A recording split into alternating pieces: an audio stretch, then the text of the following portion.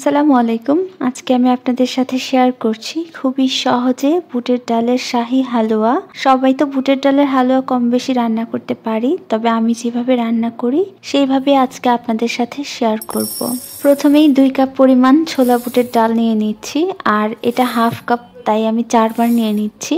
তো এর মধ্যে আমি পানি দিয়ে এই ডালটাকে সারা রাতের জন্য ভিজিয়ে রাখবো। একদিন আগে অবশ্যই এই ডালটাকে ভিজিয়ে রাখার চেষ্টা করবেন, তাহলে ডাল সেদ্ধ করার সময় পানির মেজারমেন্টটা পারফেক্ট থাকবে। এবার পরের দিন আমি ডালটাকে খুব ভালো করে ধুয়ে পরিষ্কার করে 2 কাপ পরিমাণ দুধ দিয়ে সেদ্ধ করার জন্য বসিয়ে দিচ্ছি। 2 কাপ ডালের জন্য কিন্তু 2 কাপ দুধ একদম পরিমাণ ঠিক আছে। এবার এই দুধটা যতক্ষণ না বলক আসছে ততক্ষণ চুলার আঁচটা বাড়িয়ে দিব।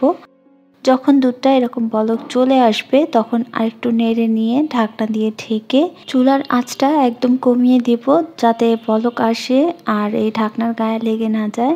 এমনভাবে কমিয়ে এই চুলার মধ্যে রান্না করতে হবে ঘড়ি ধরে 15 মিনিট। ঘড়ি ধরে 15 মিনিট আমি রান্না করেছি এই ডালটাকে। 15 মিনিট পর আমি ঢাকনাটা খুলে নিয়েছি। এবার আপনাদের দেখিয়ে দিচ্ছি ডালটা সেদ্ধ হয়েছে কিনা। এই যে দেখুন, এইভাবে একটা চাপ দিয়ে দেখে নেবেন ডালটা সেদ্ধ হয়েছে কিনা। আর আপনাদের যদি ডাল সেদ্ধ না হয় তাহলে আরেকটু বসিয়ে রাখতে পারেন চুলোয়। দেখতেই পাচ্ছেন আঁচটা কেমন হবে, একদমই অল্প আছে আমি এই ডালটাকে সেদ্ধ করেছি। তো এইবার আমি এই ডালটাকে একটু ঠান্ডা করে নিয়ে তারপর ব্লেন্ডার জারের মধ্যে নিয়ে নিচ্ছি।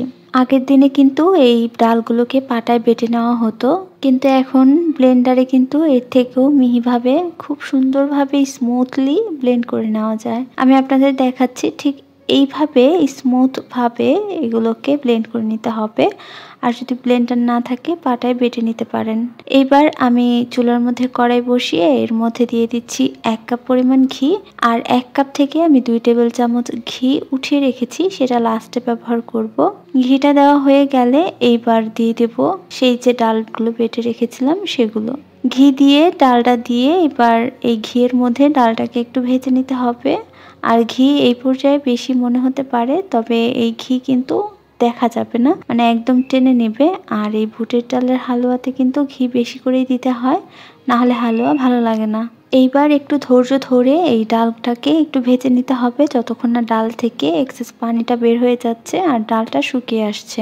6 থেকে 7 মিনিটের মতো ভাজার পর দেখবেন এই ডাল থেকে একদম পানিটা শুকিয়ে গেছে আর এই ডালটা কড়াই থেকে উঠে উঠে আসছে। তখন বুঝতে হবে আমাদের ডাল ভাজা হয়ে গেছে। এই পর্যায়ে চিনি দিয়ে দিব। চিনি এখানে আমি 2 কাপ থেকে 1/4 কাপ পরিমাণ কম দিয়েছি, মানে 2 কাপ চিনি নিয়েছি, এর মধ্যে থেকে 1/4 কাপ চিনি উঠিয়ে নিয়েছি। এই মিষ্টিটা যথেষ্ট, তবে এর থেকে মিষ্টি খেলে 2 কাপ পরিমাণ দিতে পারেন। চিনিটা দিয়ে ভালোভাবে নেড়ে নিচ্ছি। চিনি দেওয়ার সাথে সাথেই দেখবেন এই ডালটা আবারও নরম হয়ে যাবে, কিছুটা পানি ছাড়বে। এইভাবে অনবরত নেড়ে যেতে হবে, নয়তো কড়ার নিচে লেগে যাবে। আর চিনিটা যখন পুরোপুরি গলে আসবে তখন দিয়ে দিচ্ছি অল্প পরিমাণে এলাচের গুঁড়া আর অল্প একটু লবণ দিয়ে দিচ্ছি পরিমাণ মতো।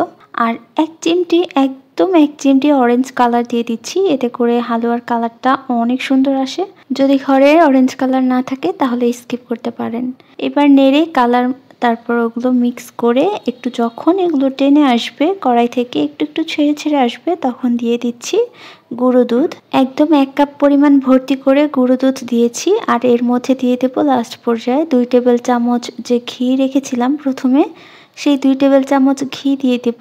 আরেকটা কথা, এই গুঁড়ো দুধ কিন্তু টোটালি অপশনাল। আপনারা গুঁড়ো দুধটা ছাড়াও কিন্তু এই হালুয়াটা তৈরি করতে পারবেন, তবে গুঁড়ো দুধটা দিলে কি হয়, এটা খেতে আরো 10 গুণ স্বাদের হয়। ঘরে থাকলে তাহলে দেওয়ার চেষ্টা করবেন। এবার এগুলোকে নেড়ে মিশিয়ে যখন দেখবেন এই যে এই হালুয়াটা পুরোপুরি কড়াই থেকে ছেড়ে দিচ্ছে আর চামচ থেকেও ছেড়ে দিয়েছে, চামচে কিন্তু আর লেগে নেই আর হালকা হালকা ঘি বের হয়ে আসছে, তখন বুঝতে হবে হালুয়াটা একদম রেডি। এই পর্যায়ে আমি হালুয়াটা নামিয়ে নিচ্ছি। একটা পাত্রে ঘি ভালো করে মাখিয়ে নিয়েছিলাম সেটার মধ্যে ঢেলে দিচ্ছি। ঢেলে দিয়ে এটাকে খুব ভালো করে যেই শেপে রাখতে চাচ্ছেন সেই শেপে এভাবে সমান করে দিতে হবে। আমি গোল করে নিচ্ছি একটু সমান করে, উপরটা গোল করে নিয়ে উপর থেকে যে ড্রাই ফ্রুটসগুলো আছে সেগুলো দিয়ে দিচ্ছি আর একটু নারিকেলও দিয়ে দেব। এতে করে খেতে অনেক মজা লাগে আর দেখতেও কিন্তু অনেক সুন্দর লাগে। এবার এটাকে একটু কেটে নিচ্ছি। আমি ডায়মন্ড শেপ করে কেটে নিচ্ছি। আপনারা যে কোনোভাবে কেটে নিতে পারেন, আর মোল্ড থাকলে ছোট ছোট ফুল আকারে কেটে নিতে পারেন। বুটের হালুয়াটা কিন্তু একদম রেডি, এবার পরিবেশন করতে পারেন। আজকের রেসিপি কেমন লেগেছে জানাতে ভুলবেন না। আজকে এখানেই বিদায় নিচ্ছি, ভালো থাকুন, আল্লাহ হাফেজ।